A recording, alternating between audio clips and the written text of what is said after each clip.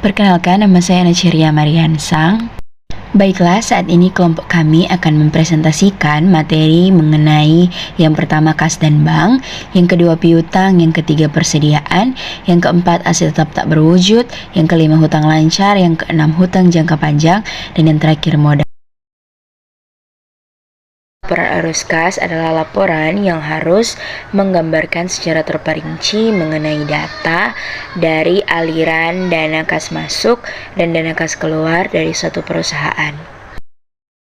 Arus kas memiliki beberapa manfaat bagi perusahaan, di antaranya arus kas dapat menilai kemampuan dari suatu perusahaan untuk menjalankan bisnis melalui kemampuan dari entitas tersebut untuk menghasilkan kas dan setara kas.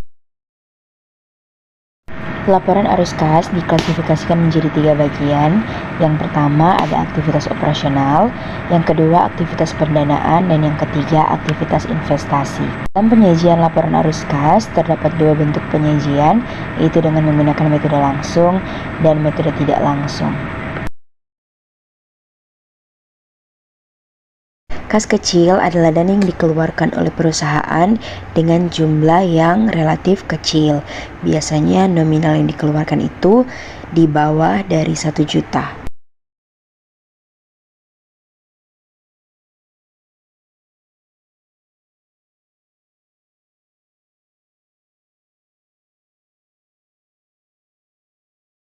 Rekonsiliasi bank adalah sebuah analisis pencatatan informasi mengenai perbedaan antara jumlah saldo rekening koran dan saldo kas pada perusahaan. Dengan kata lain, rekonsiliasi bank ini adalah penyesuaian antara saldo yang ada di perusahaan dan saldo yang ada di bank. Yang pertama ada deposit in transit atau setoran dalam proses. Yang kedua, outstanding check atau cek beredar. Dan yang ketiga, non-sufficient fund check atau cek kosong.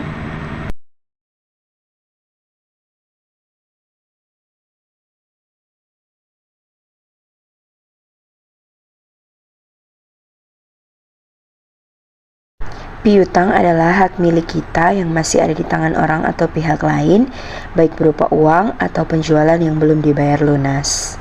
Ciri-ciri piutang, yang pertama memiliki nilai jatuh tempo, yang kedua memiliki tanggal jatuh tempo, dan yang ketiga terdapat bunga yang berlaku.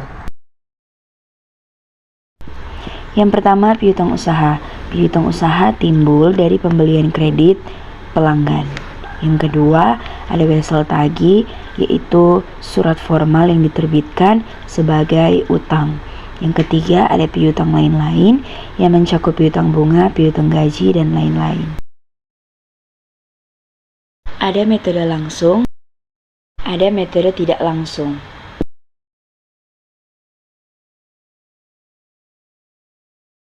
Piutang wesel. Piutang wesel merupakan janji tertulis yang dibuat oleh pihak debitor yang terhutang kepada pihak kreditor yang memberi utang untuk membayar sejumlah uang seperti yang tertera dalam surat janji tersebut pada waktu yang telah ditentukan di masa yang akan datang. Jangka waktu piutang wesel pada umumnya paling sedikit 60 hari. Kemudian di sini akuntansi untuk mencatat piutang wesel dibagi 3, yaitu yang pertama pengakuan piutang wesel, yang kedua penilaian piutang wesel atau pelunasan piutang wesel, dan yang ketiga pelimpahan atau pengalian dan pendiskontoan piutang wesel. Piutang wesel timbul karena adanya yang pertama penjual kredit, yang kedua pemberian pinjaman, yang ketiga perubahan dari piutang menjadi piutang wesel. Nah, untuk penjual kredit, jurnal piutang wesel pada penjualan, kalau untuk pemberian pinjaman piutang wesel pada kas, dan yang terakhir piutang wesel pada piutang usaha. Kemudian di sini di bagian B ada mendiskontokan wesel. Mendiskontokan wesel adalah meminjam uang ke bank dengan menggunakan wesel sebagai jaminan. Bank akan memberikan pinjaman tetapi dikurangi dengan bunga yang diperhitungkan. Dengan selama jangka waktu diskonto, bunga yang diperhitungkan ini disebut juga diskonto. Berikut ini contoh akuntansi untuk piutang wesel yang meliputi 3 transaksi, yaitu pada saat diakui, penilaian piutang wesel, dan pada saat piutang wesel didiskontokan.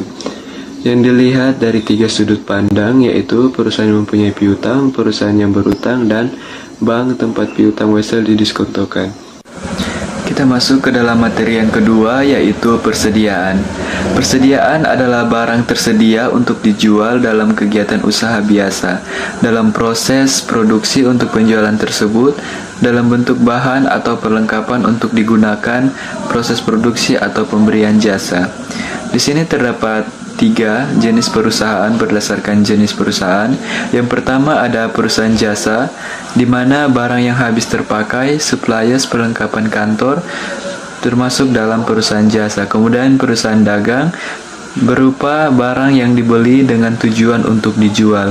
Dan yang ketiga yaitu perusahaan manufaktur, di mana bahan baku penolong, barang dalam proses, barang jadi atau produk selesai, termasuk dalam perusahaan manufaktur. Kemudian metode pencatatan persediaan. Di sini terdapat 2 metode yang digunakan untuk pencatatan persediaan, yaitu metode pertama yaitu metode fisik atau periodik. Pada metode ini, setiap ada mutasi persediaan tidak ada catatannya, sehingga untuk mengetahui nilai persediaan harus dilakukan dengan perhitungan secara fisik. Begitu juga HPP baru dapat dihitung setelah persediaan akhir sudah dihitung. Kemudian metode yang kedua yaitu metode buku atau perpetual. Pada metode ini setiap ada mutasi persediaan selalu dilakukan pencatatan sehingga sewaktu-waktu dapat diketahui saldo dari persediaan. Kemudian terdapat juga 3 metode yang digunakan untuk perhitungan persediaan, yaitu metode FIFO, first in first out, metode rata-rata, dan yang ketiga metode identifikasi khusus. Baik, sekarang kita akan masuk ke dalam materi yang ketiga, yaitu aset tetap berwujud dalam PSAK nomor 16. Aset tetap berwujud yaitu aktiva berwujud yang diperoleh dalam bentuk siap pakai atau dibangun lebih dulu, yang digunakan dalam operasi perusahaan, tidak dimaksud untuk dijual dalam rangka kegiatan normal perusahaan dan mempunyai masa manfaat lebih dari 1 tahun. Di sini terdapat 4 jenis-jenis aktiva tetap. Yang pertama, aktiva tetap yang umurnya tidak terbatas seperti tanah pertanian. Kemudian ada aktiva tetap yang umurnya terbatas dan apabila sudah habis masa penggunanya bisa diganti dengan aktiva sejenis, misalnya mesin dan kendaraan. Kemudian yang ketiga, aktiva tetap yang umurnya terbatas dan apabila sudah habis masa penggunanya tidak bisa diganti dengan aktiva sejenis, misalnya barang tambang. Dan yang terakhir, aktiva tetap yang dapat diganti dengan aktiva yang sejenis penyusutannya disebut depresiasi, sedangkan penyusutan sumber alam disebut depresi. Kemudian di sini terdapat juga aktiva tetap dinilai sebesar nilai buku dan harga perolehan aktiva tetap. Untuk cara memperoleh aktiva tetap terdiri dari 4. Yang pertama, dibeli secara tunai, dibeli secara angsuran, ditukar dengan surat berharga, dan diperoleh dari hadiah atau donasi. Itulah beberapa cara untuk memperoleh aktiva tetap. Kita masuk ke dalam materi yang terakhir atau materi keempat, yaitu tentang hutang jangka pendek. Hutang jangka pendek adalah hutang yang diharapkan dapat dilunasi dalam siklus operasi normal perusahaan atau diharapkan dilunasi dalam waktu 12 bulan sesudah tanggal pelaporan. Kemudian dalam hutang jangka pendek ada beberapa jenis hutang jangka pendek, yaitu yang pertama utang dagang, di mana utang dagang timbul karena adanya perbedaan waktu antara saat diterimanya barang atau jasa dan pembayarannya. Kemudian ada juga utang wesel. Piutang wesel biasanya timbul karena terjadi transaksi penjualan secara kredit, pemberian pinjam uang, perubahan piutang dagang menjadi piutang wesel. Kemudian ada juga utang pajak penghasilan. Utang pajak penghasilan adalah pajak penghasilan berdasarkan penghasilan kena pajak yang belum dibayarkan perusahaan kepada pemerintah. Kemudian ada juga utang PPN. Utang PPN tersebut merupakan PPN yang dibayar oleh pembeli atas pembelian barang kena pajak atau jasa kena pajak kepada penjual, sehingga hutang PPN tersebut harus dibayarkan oleh penjual. Selanjutnya ada utang dividen. Utang dividen timbul apabila laba ditahan itu saldonya mencukupi untuk pembagian dividen, tetapi saldo kas yang ada tidak cukup. Baiklah, di sini saya akan menjelaskan tentang utang usaha. Utang usaha adalah kewajiban perusahaan yang dapat adanya pembelian barang dan jasa yang dibutuhkan perusahaan yang baik beda utang usaha adalah kewajiban perusahaan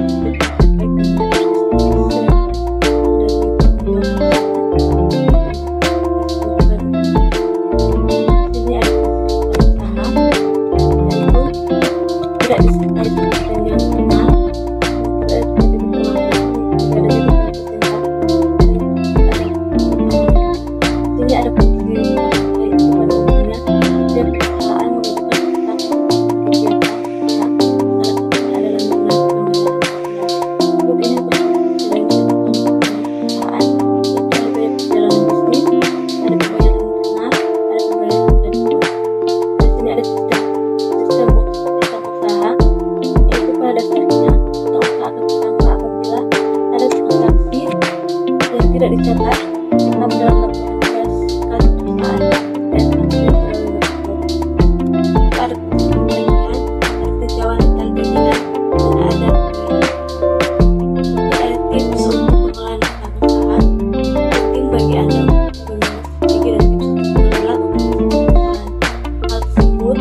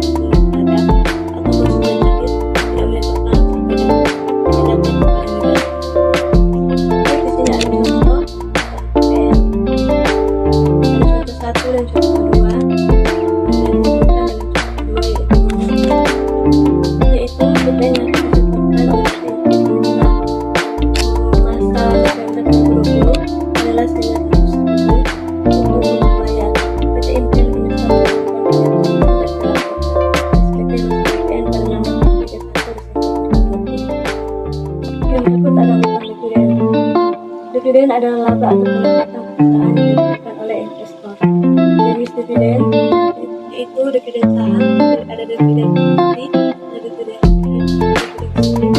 dan ada dividen liquidity. Berikut di sini ada contoh utang dividen. Teman bisa lihat yang lebih layar. Kita masuk dalam pendapatan persalinan. Apa itu pendapatan persalinan? Adalah lain tanggungan utang. Ini digunakan untuk mendefinisikan proses di mana perusahaan membayar sebelum bulan itu pelayanan. Berikut di sini ada contoh kasus dalam pencatatan pendapatan atau bisa lihat yang ada di layar sudah terlihat. Terus dalam utang biaya, apa itu biaya biaya utang atau disebut sebagai utang wajib adalah sejumlah biaya untuk kewajiban yang harus dibayar oleh perusahaan utang seperti milikinya seperti utang maupun obligasi perusahaan. Di sini ada contoh yang teman-teman bisa lihat yang ada di layar. Apabila Anda memiliki utang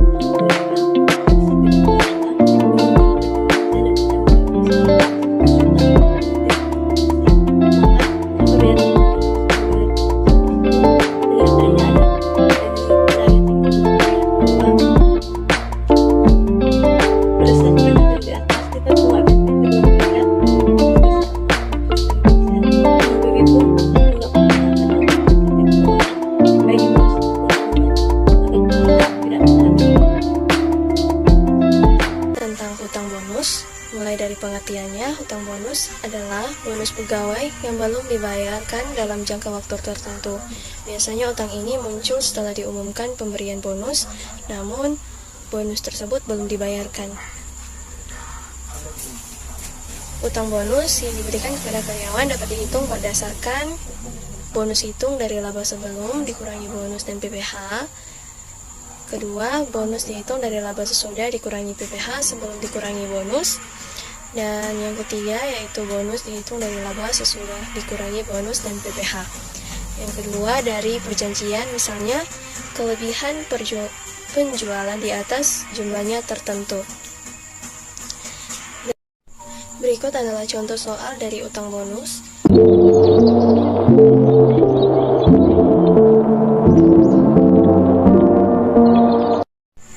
Yang kedua yaitu hutang hadiah.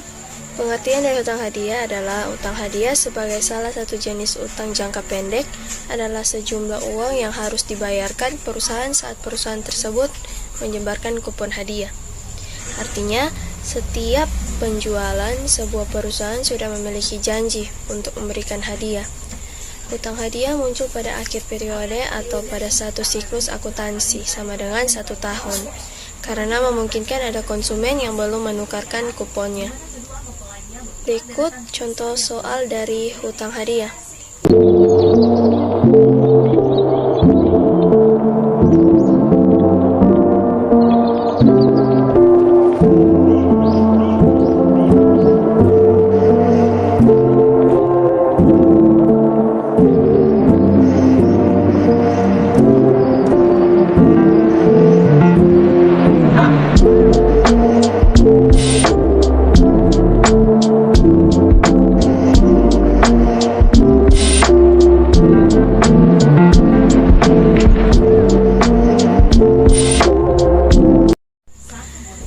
Materi berikut yaitu hutang garansi. Pengertian hutang garansi yaitu kewajiban yang timbul sebagai akibat pemberian garansi atas penjualan barang atau jasa.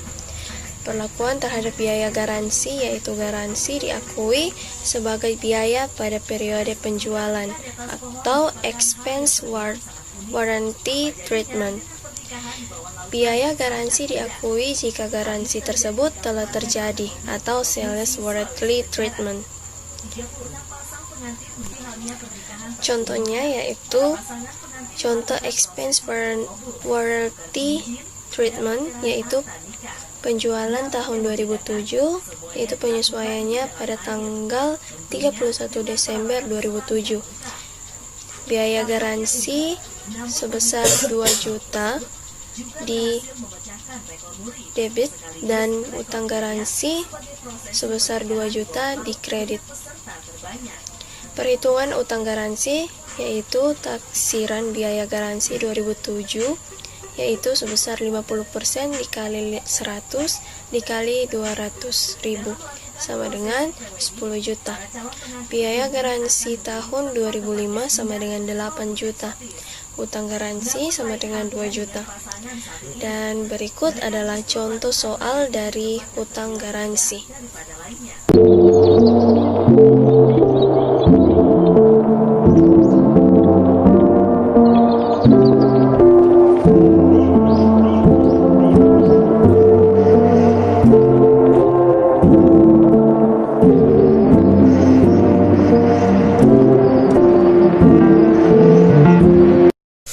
Materi berikutnya yaitu utang jangka panjang. Pengertian dari utang jangka panjang yaitu utang jangka panjang adalah salah satu kewajiban keuangan perusahaan yang dapat dilunaskan dalam jangka waktu lebih dari 1 tahun. Bahkan jatuh tempo pelunasan utang berkisaran sekitar 5-20 tahun, tergantung pada perjanjian kedua belah pihak. Biasanya pihak yang memberikan pinjaman utang jangka panjang adalah bank, investor, maupun perusahaan lainnya. Nantinya, uang ini akan digunakan untuk pembelian alat, menggaji karyawan, pemasaran, operasional, produksi, dan pengembangan riset. Dan berikut adalah jenis-jenis utang jangka panjang serta pengertiannya. 1. Utang hipotek atau hipotek, yaitu hipotek adalah salah satu contoh utang jangka panjang yang dimana menggunakan sertifikat tanah, bangunan, perlengkapan kantor, mesin, dan hak cipta. Sedangkan jenis utang jangka panjang yang kedua yaitu utang obligasi, merupakan salah satu jenis utang dengan cara meminjamkan surat-surat berharga obligasi. Adapun kesepakatan tersebut dapat dilakukan berdasarkan perjanjian dengan nominal utang yang dicantumkan melalui surat obligasi. Dan berikut adalah contoh soal dari utang jangka panjang.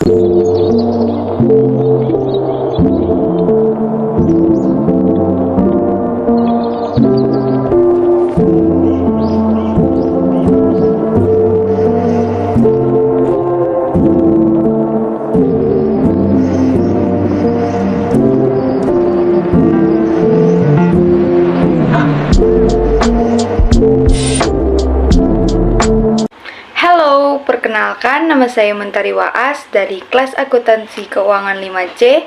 Pada saat ini saya akan membahas tugas lab akuntansi keuangan dari kelompok 4. Pada saat ini saya akan membahas materi mengenai hutang obligasi. Obligasi adalah surat utang. Obligasi adalah jenis utang jangka panjang yang diterbitkan oleh perusahaan atau pemerintah dengan nilai nominal dan waktu jatuh tempo tertentu. Utang jangka panjang adalah salah satu kewajiban keuangan perusahaan yang dapat dilunaskan dalam jangka waktu lebih dari 1 tahun. Bahkan, jatuh tempo pelunasan utang itu berkisar 5-20 tahun, tergantung pada perjanjian kedua belah pihak.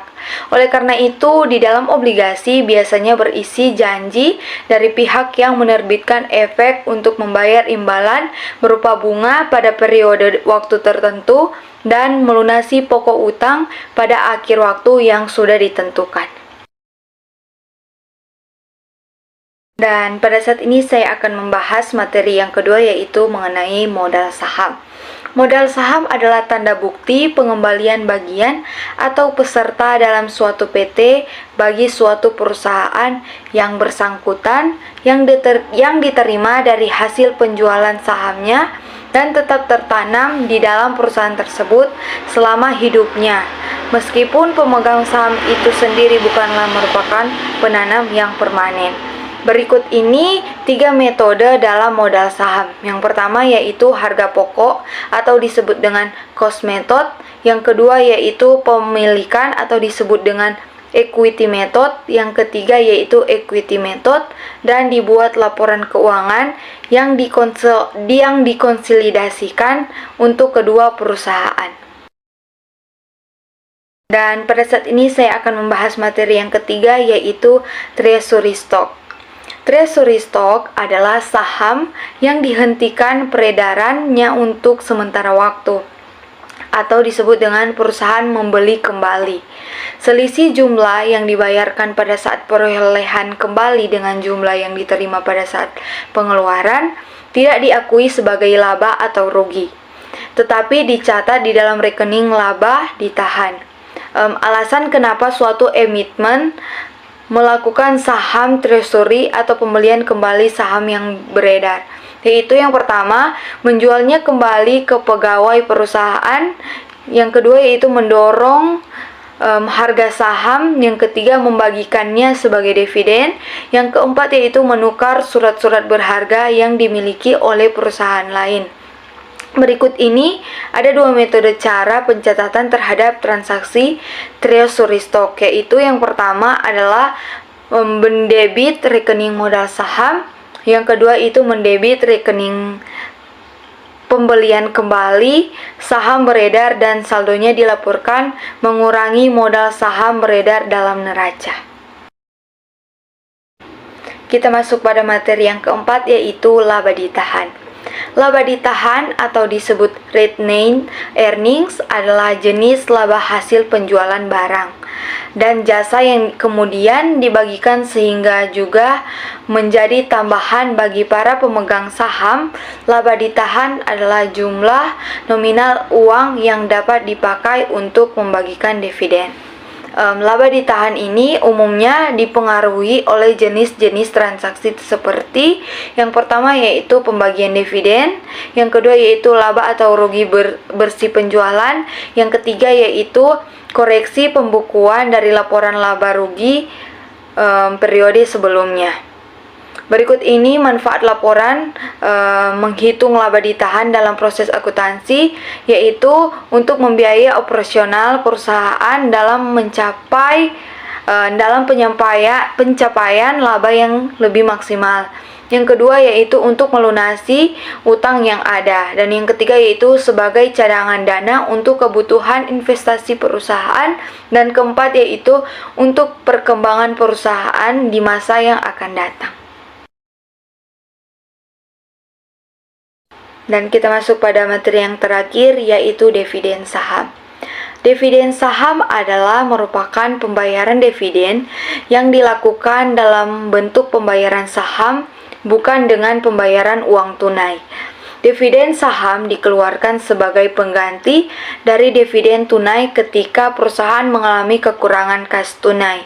Dividen saham dapat memberikan pendapatan jangka panjang untuk pemegang saham, yaitu dapat diprediksi dari potensi pertumbuhan saham perusahaan tersebut.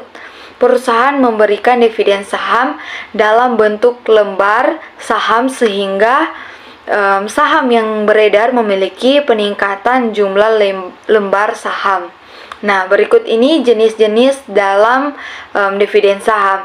Yaitu yang pertama ada dividen interim, adalah jenis dividen yang dibayarkan oleh perusahaan antara 1 tahun buku berikutnya, atau antara dividen final atau satu dengan dividen final berikutnya.